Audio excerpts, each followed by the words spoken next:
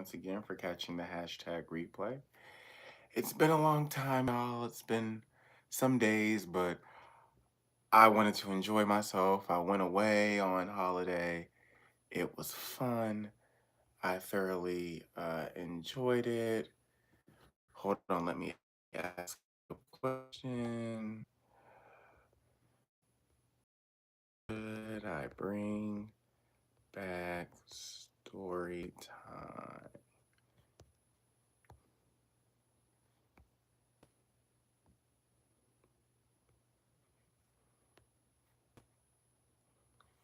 Hold on, just trying to. Okay, there we go. Should I bring back story time? But yes, y'all, I'm gonna leave that up there because I do have some stories to tell. But anyway, y'all, as you clearly can see, this is Avatar, The Last Airbender, live action. I had to, I went and just binge watched the rest of the series, so then now I can come in and talk to you about you guys, y'all. It was so fun. I enjoyed myself. I can't wait for season two. Season two, you'll get your live action reviews in March.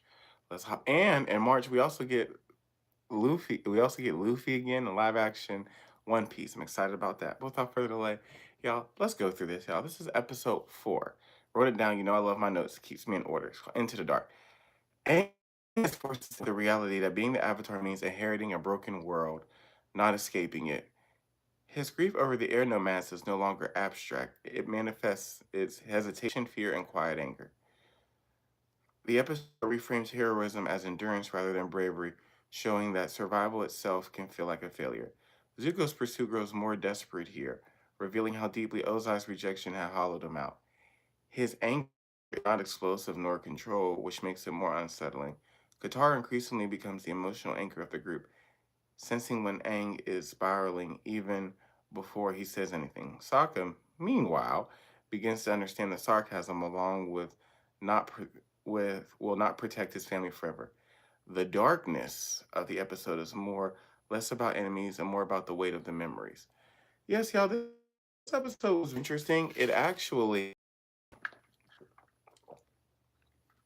surprisingly enough, how important Zuko is to the show. Zuko is extremely important to the show of the Avatar. Like one of the things I look at when I first got to episode 4 was not necessarily the parallels between Aang and Zuko because they're there, but how this is basically two shows, two main characters that have their own, but then they intertwine, and then it's like a basket weaving. That's one thing I truly did enjoy about episode 4, seeing these two come together, then basket weaving. Yes, there's Sokka. Yes, there's and yes, there's other ones, but those are the main things at all. Now, with episode 5, y'all, we got spirits. The spirit world is portrayed as unsettling rather than wondrous, emphasizing the imbalance least across realms. Yeah, y'all, they did that spirit realm dirty. The Fire Nation. See, y'all can't. How you doing there, dear? You can't do bad in the spirit realm and think it won't manifest in the natural realm. That's not how this works. That's not how any of this works. If you, hey, bro, how you doing? I'm doing fine, y'all. How about yourself? Next questions. This is interactive. I definitely enjoy talking to y'all. But that's what they did in the spirit realm, and I'm like, y'all really didn't think these was going to have horrible interactions? Like, oh, okay, okay. Aang's interaction with spirits shows the avoidance worsens, suffering both spiritual and human. He learns that spirits are not moral judges, but reflections of imbalance responding to pain rather than intent. What's your name? My name is Wooly. What's yours? Katara empathy becomes an active force, shaping how Aang engages with the spirit world, rather than overpowering it. Sokka's skepticism grounds the episode, reminding viewers that belief and doubt can coexist. The horror elements underscore that the war has cosmic consequences, just political ones. Aang leaves the spirit world, changed, carrying new emotional weight instead of simple answers. The episode reframes spirituality as responsibility, not mysticism. My favorite thing about the spirit realm, y'all, was that when he saw his mentor and he told his mentor, "Hey, I'm coming back. I'm coming back." His mentor got his final wish. He wanted to be able, yes, we can be friends. He wanted to be able to see Aang. He wanted to be able to love on Aang. He wanted to be able to have one last moment with Aang. Because the last time he saw Aang, Aang felt some type of way and ran off. But here's the thing.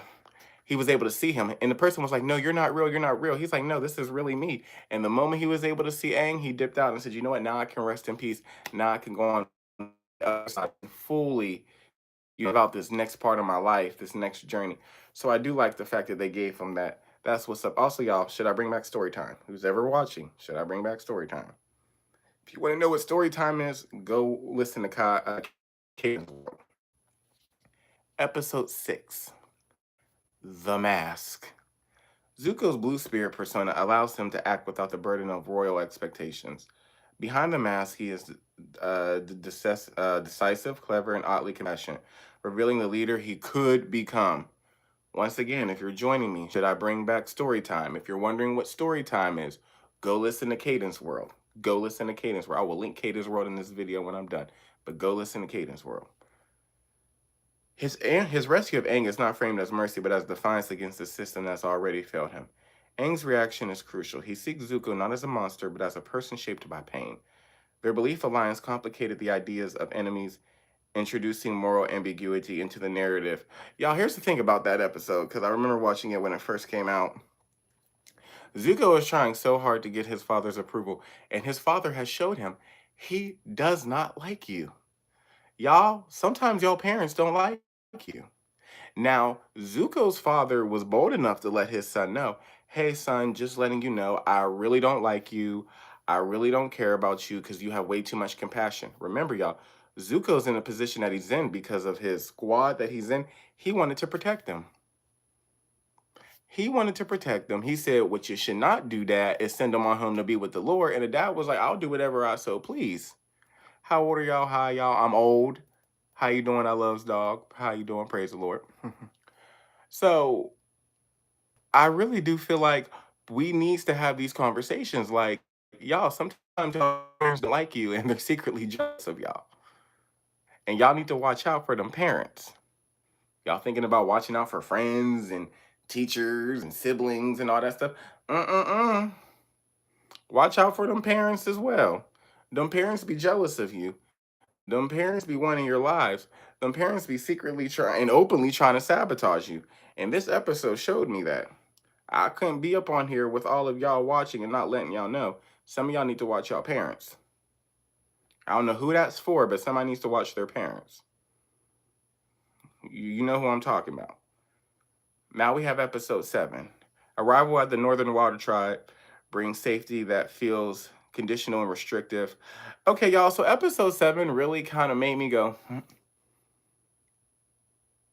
This is the face I made with episode 7. Because it's like Katara went from not knowing how to waterbend in the slightest. I'm glitching. Try going out and coming back in. Try going out and coming back in.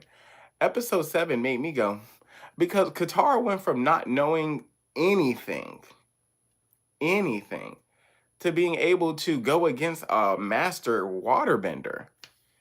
And it's different in the show because in the cartoon, there's a lot bit more episodes. So you can literally see her going from 0 to point A.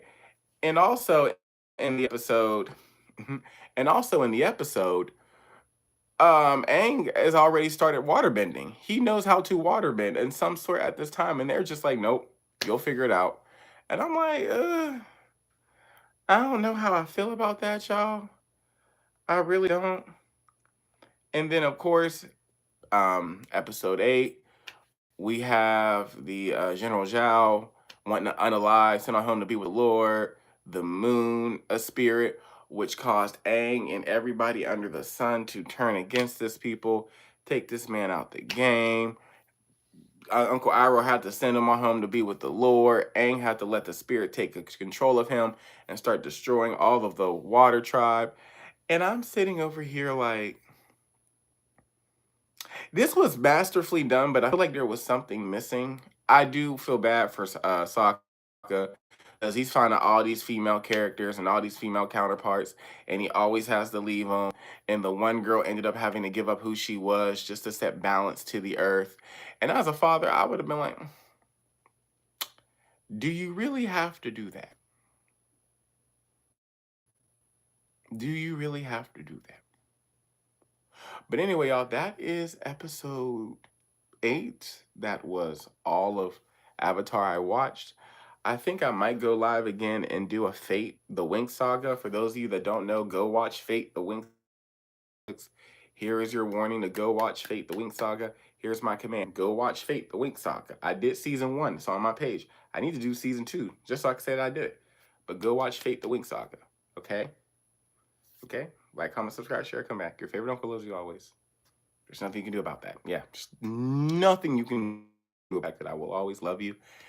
Always, always, always, always, always, always love you. I will always love you, and there is absolutely, positively nothing that you can ever do about that. I will always love you. Do you hear me? Do you hear me? Your favorite uncle loves you. Always and forever. Always and forever. Always and forever. I will always love you. I always love you. I always love you. Who's ever listening to this, watching this, always remember that your favorite uncle loves you always, and there is absolutely positively nothing that you can do about it. Goodbye.